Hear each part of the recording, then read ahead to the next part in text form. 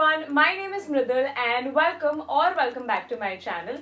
So I'm on a mission where I'm trying to get to all your video requests. So the room tour is out and so is the DIY video. You can check it out. I will link it in the description box below. But now finally I'm going to be sharing with you guys how I edit my Instagram pictures. So if you don't follow me on my Instagram, you should definitely follow me there. So yeah, let's just dive right into it.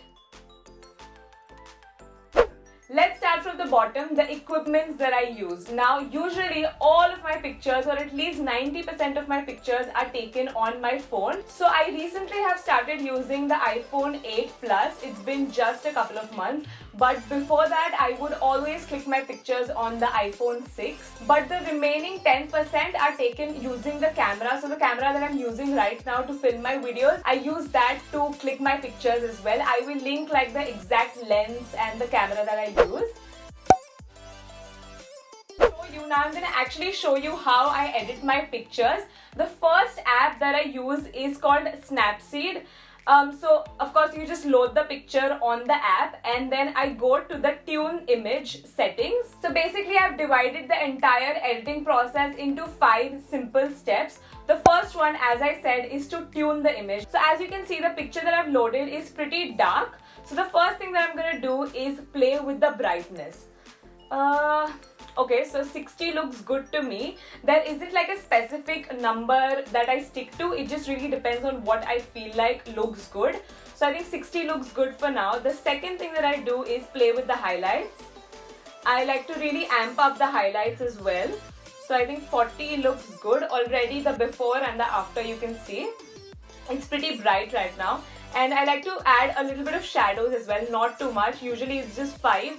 Not more than 5.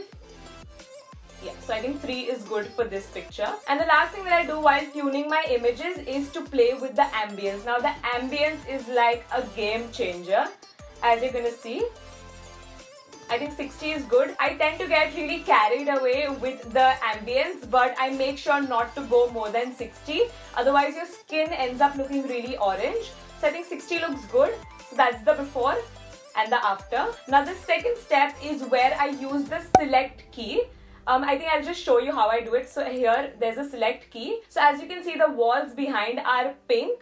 I want them to be a little bit more pink. So I'm going to tap on that area and then go to saturation and really amp up the saturation. Now, as you can see, while increasing the saturation of the walls, like my skin as well got really orange. So what I'm going to do is I'm going to pinch on the area specifically that I want. So I'm going to pinch on the wall. As you can see, the before and the after. Similarly, I'm going to do the same thing on the right wall. Go to saturation and increase it. But again, you want to pinch that area. I'm going to do that to the bottom part as well. So I think it looks good so far. Now I really want the lipstick to pop as well. So I'm going to take the select key and tap on my lips. Go to saturation, but I'm going to do very little bit of it. And just really pinch it down. Okay, I think it looks a little bit too much, so I'm going to reduce it. So that's step number 2. I'm just going to show you like a really quick before and after. A lot of people can argue and say that it looks really over edited and it's too colorful, but that's honestly the vibe that I go for and I like how it looks, so I just like to stick to that. And we'll move on to app number 2. Now app number 2 is called Aviary. So I like to load the image again on this app as well. And the third step is usually to crop the image. Now this picture was taken on a camera, so I have to crop it. So I'm just going to go ahead and crop it in the square form and apply. Now I make sure to crop it myself and not let Instagram crop it for me, because if I crop it, I know exactly how it's going to look on the feed. So yeah, I make sure to crop the image. Step number 4 is to sharpen and soften. Now what exactly that means is I'll show you. There's a tool which is called sharpness. I just like to increase it by 10, no more than 10. It just kind of makes the image look more sharp. I don't know if it makes any difference at all, but I like to do it. And along with that, I like to use the blur image as well. Now, the blur image is usually for the skin. I've been having really good skin lately, so I don't really have to do it. But usually what I use the blur tool for is I use it to blur out the wrinkles on my clothes. I'm really guilty of not ironing my clothes, so I make sure to take an extra step and just really blur out all the creases. So right here, I'm just gonna zoom into the image and then go to the blur tool and just really lightly blur it out.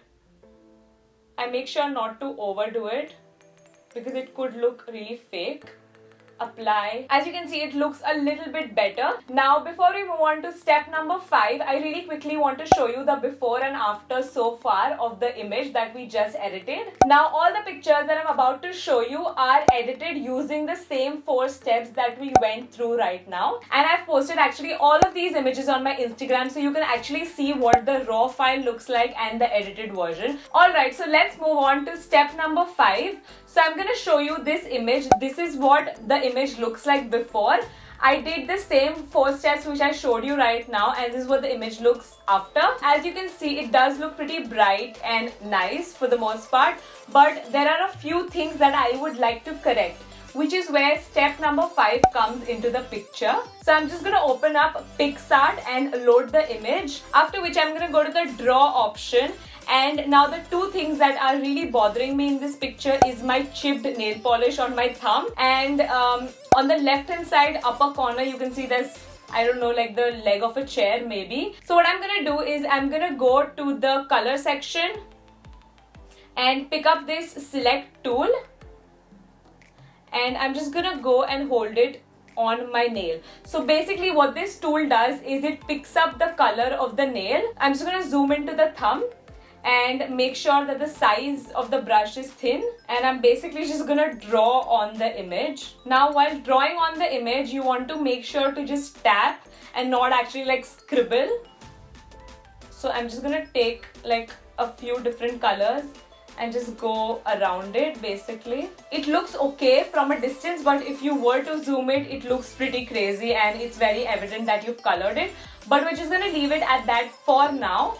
And I'm just going to do the same thing to the like the left hand side of the image. Go onto the draw tool, select the color that you want, and basically just go ham really. I'm going to load the image on Aviary, and we're going to use the soften tool again, or the blur tool actually. I'm just going to zoom in to the area that we just colored really, and blur it out, like blur out the edges. And honestly, this helps a lot. I know this isn't like a professional way of doing it. This is like a very like a ratchet way of doing it, I know. But I've been doing this since years and it works.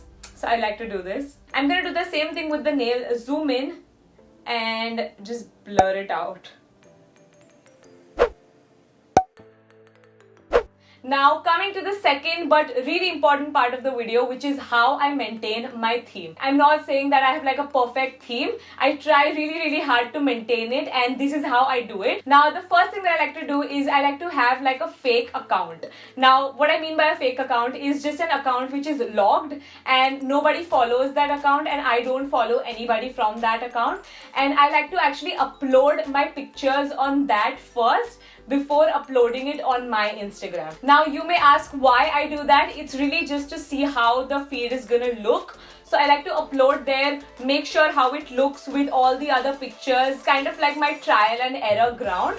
I do it on there first. If it looks good, if I like it, I'll upload it on my main Instagram. Tip number 2 is to edit all the pictures the same way. So all the 5 steps that I just shared with you, I like to do just those 5 steps and have like the basic ground rules set for all of my pictures, so that they look kind of like in sync, I guess. And the last tip that I would give you guys is about the placement. So I make sure not to upload pictures, like similar sort of pictures right on top of each other. So I wouldn't post like my face picture, like an outfit picture, like one outfit picture under another outfit picture, if that makes any sense. Similarly, I wouldn't post like a food picture and underneath that a food picture again. So that is where the first tip comes into play, which is creating the fake account so that you can see what it's gonna look like. But yeah, that's really about it. I hope I did a good job at segregating the steps and I hope I made it easy for you guys to edit your pictures now. If you happen to edit the pictures in a similar manner to mine, don't forget to tag me on my Instagram and follow me on my Instagram if you haven't already. Subscribe to the channel and click on the little bell to get notified every time I post a new video. And I'll see you really soon in my next video. Bye!